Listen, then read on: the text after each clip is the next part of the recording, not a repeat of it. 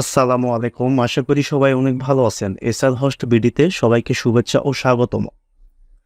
একটা সিপ্যালেন থেকে আদার্স আরেকটা সিপ্যালেনে যেভাবে আপনারা ডাটা ট্রান্সফার করবেন, আর সেটাতে যদি ওয়ার্ডপ্রেস সাইট থাকে, সেই ওয়ার্ডপ্রেস সাইট কীভাবে রান করবেন, যদি আপনার ডোমেন আলাদাও হয়, আপনি রান করতে পারবেন। তো সেই বিষয়ে আজকে সম্পূর্ণ প্রসেসটা আমি দেখাবো আপনাদের। তো আপনারা যে সাইটটা দেখতে পাচ্ছেন, এই সাইটটা মূলত এই সিপ্যালেনে রান করা আছে। এই সিপ্যালেনের সম্পূর্ণ ডাটাগুলো আছে। তো আমি যাচ্ছি এই সিপ্যালেন থেকে এই সিপ্যালেনের ডাটাগুলো আমি সম্পূর্ণভাবে ট্রান্সফার করব।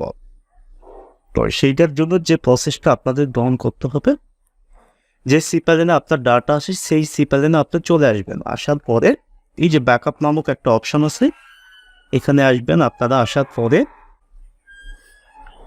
এই যে দেখেন ডাউনলোড ফুল অ্যাকাউন্ট ব্যাকআপ। তো এখান থেকে হোম ডিরেক্টরি আমার সেভ করা আছে। তো জাস্ট জেনারেট একটা এখানে ক্লিক করবেন। তো ক্লিক করার পরে আপনাদের ব্যাকআপ যেখানে রেডি হবে সেটা হচ্ছে আপনারা ফাইল ম্যানেজারে চলে আসবেন।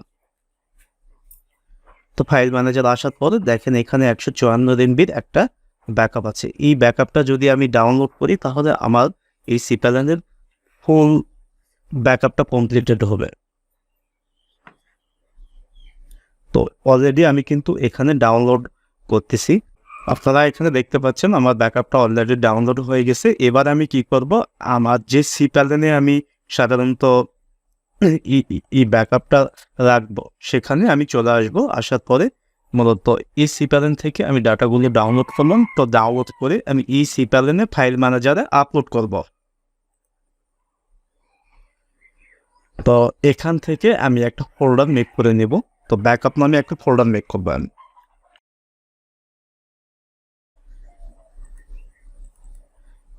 তো এই ব্যাকআপ ফোল্ডারে আমার ফাইল যেটা আমি ডাউনলোড করলাম সেটা আমি আপলোড করে দেবো এখানে।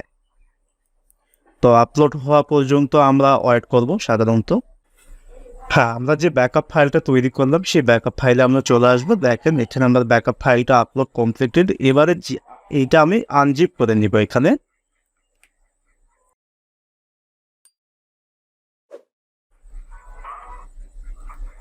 তো এবার আমি যেটা করবো সাধারণত এই যে দেখেন এখানে যে আমার এগুলো ছিল, এখান থেকে সবগুলো ব্যাকআপ নিয়েও আমার কমপ্লিট। এবার আমি যেটা করবো সম্পূর্ণ কাজ আমার এখানে। তো সবগুলো ফাইল কিন্তু আমার এখানে চলে যাচ্ছে। এবারে যেটা আমি করবো সেটা হলো, আমার ক্লায়েন্ট চাচ্ছে ক্লায়েন্ট সাধারণত এখান থেকে ডিরেক্ট যেন ওয়ার্ডপ্রেসে যাইতে পারে। এই জন্য আমার এখানে ওয়ার্ডপ্রেসে সর্বপ্রথম একটা তো ডেমো আপলোড করে নিতে হবে। তো জাস্ট একটা আমি ওয়ার্ডপ্রেস ইনস্টল করে নিলাম যেন সিপ্যালেন থেকে ডিরেক্টলি আমার ক্লায়েন্ট তার ওয়ার্ডপ্রেস ড্যাশবোর্ডে প্রবেশ করতে পারে। তো এবারে আমি চলে আসবো সাধারণত ফাইল ম্যানেজারে। তো ফাইল ম্যানেজার আসার পরে যে ডাটাগুলো পাবলিক এইচটিএমএল মাত্র যে ওয়ার্ডপ্রেসে আমি ইনস্টল করলাম, এইটার আমি এখান থেকে সম্পূর্ণ ডাটাটা ডিলিট করব।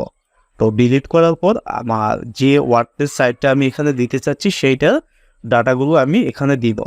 তো এই জন্য আমি যেটা করব, আমার প্রয়োজন এখানে হোম ডিরেক্টরি ডাটাগুলো সাধারণত আমার প্রয়োজন। তো সেই জন্য এই যে দেখেন হোম ডিরেক্টরি যে অপশানটা আছে এখানে ক্লিক করব। তো ক্লিক করার পরে পাবলিক এইচটিএমএল, তো পাবলিক এইচটিএমএল সকল ডাটা আমি এখানে কপি করলাম। কপি করার পরে জাস্ট আর একটা কপি দিয়ে আমি চাচ্ছি এখান থেকে পাবলিক এইচটিএমএল তো কপি যদি আমি রিফ্রেশ করি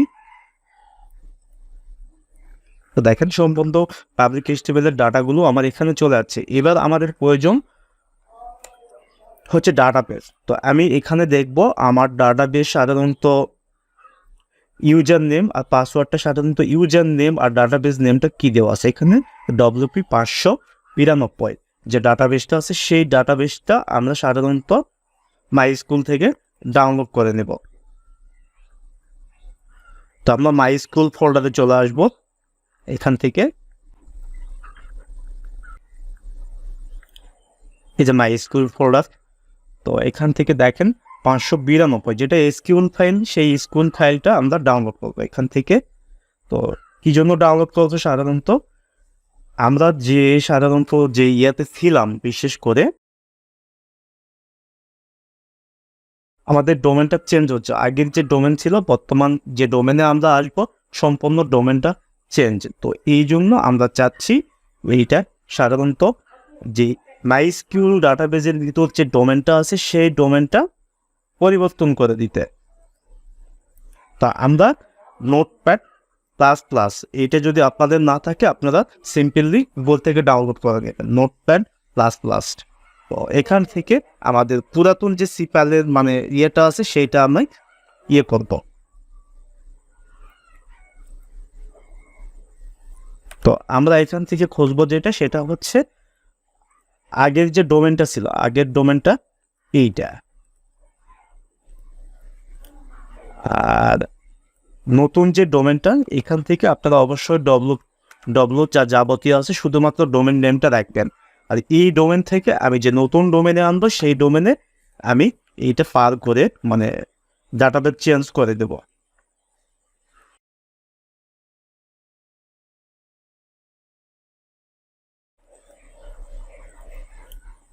তো কোনো এখানে ইয়া রাখা যাবে না, স্পেস রাখা যাবে না।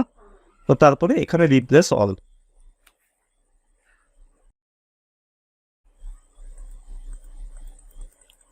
তো সম্পূর্ণ আমার এখান থেকে রিপ্লেস হয়ে গেছে। এবার আমি এই ফাইলটা সাধারণত সেভ করে নিব।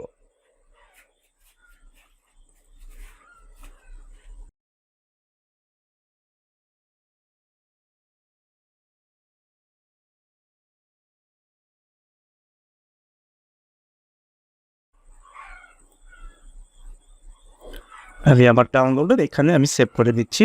এই যে আমার ডাটাবেস ডাউনলোড আমার কমপ্লিটেড। এবার আমি যেটা করব সেটা হলো এখানে ডাটাবেস একটা তৈরি করব। দেখেন মাইস্কিউল ডাটাবেস ইউজার, এখান থেকে ডাটাবেসটা তৈরি করতে হবে। যে কোনো একটা নামে আপনারা ডাটাবেস তৈরি করতে পারেন। তো আমি এখান থেকে আমার যে ডোমেনের নামটা আছে সেই নেমটা আমি দিয়ে দিলাম। দেওয়ার পর নেক্সট স্টেপে চলে আসবো। তো আসার পরে এখান থেকে ডাটাবেসটা আমি দিয়ে দিব। তো দেওয়ার পরে এখান থেকে পাসওয়ার্ড একটা আমি জেনারেট করে নেব। তারপরে ক্রিয়েট এ ইউজার, তারপরে অল প্রিভিয়াস, তারপরে মেকে চেঞ্জ দিয়ে দিব। তো দেওয়ার পরে এই যে দেখেন এখান থেকে সাধারণত যে ডাটাবেজের ইউজার পাসওয়ার্ড আছে আমরা এখান থেকে সিলেক্ট করে দেব, চেঞ্জ করে দেব। যে পাসওয়ার্ডটা আমরা সাধারণত কপি করলাম, এই যে পাসওয়ার্ডটা কপি করলাম। আর এখান থেকে ডাটাবেজ ইউজার, যে ডাটাবেসটা আমরা মেক করলাম ইউজার, আর হচ্ছে আপনার ডাটাবেস,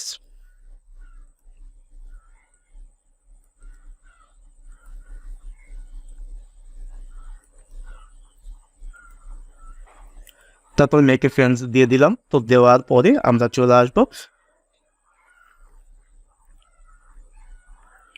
মাই পিএসপি অ্যাডমিন।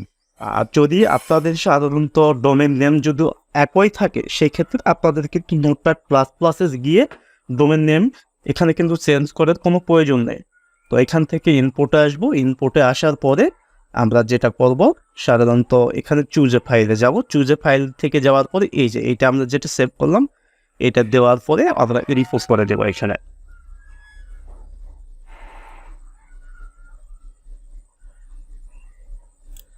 তো এইটা আপলোড হওয়া পর্যন্ত আমরা ওয়েট করব। হ্যাঁ, আমাদের ডাটাবেস আপলোড এখানে কমপ্লিটেড। এবারে আমরা ট্রাই করব সাধারণত আমাদের কাঙ্ক্ষিত ওয়েবসাইটটি লাইভ হয়েছে কিনা। তো সেইখান থেকে এই যে ডোমেনটা তো আমরা চেক করব। যে দেখেন তো সম্পূর্ণভাবে এখানে আমার সাইটটা লাইভ হয়েছে। আর আগে যে সাইটটা ছিল ডোমেনটাও এখানে চেঞ্জ হয়ে সম্পূর্ণ ডাটাগুলো এখানে ইনপুট হয়েছে। তো এভাবে আপনারা চাইলে কিন্তু ওয়ার্ডপ্রেস সাইটগুলো আপনারা ইয়ে করতে পারবেন এবং ওয়ার্ডপ্রেস সহ যাবতীয় সাইটগুলো আপনারা এভাবে ট্রান্সফার করতে পারবেন। তো আশা করি সবাই বুঝতে পারছেন। আর যদিও কোনো আপনাদের বুঝতে প্রবলেম হয় আমাদের লাইভ চ্যাট অথবা মেসেঞ্জার অথবা হোয়াটসঅ্যাপে আপনারা কন্ট্যাক্ট করবেন। আল্লাহ হাফেজ।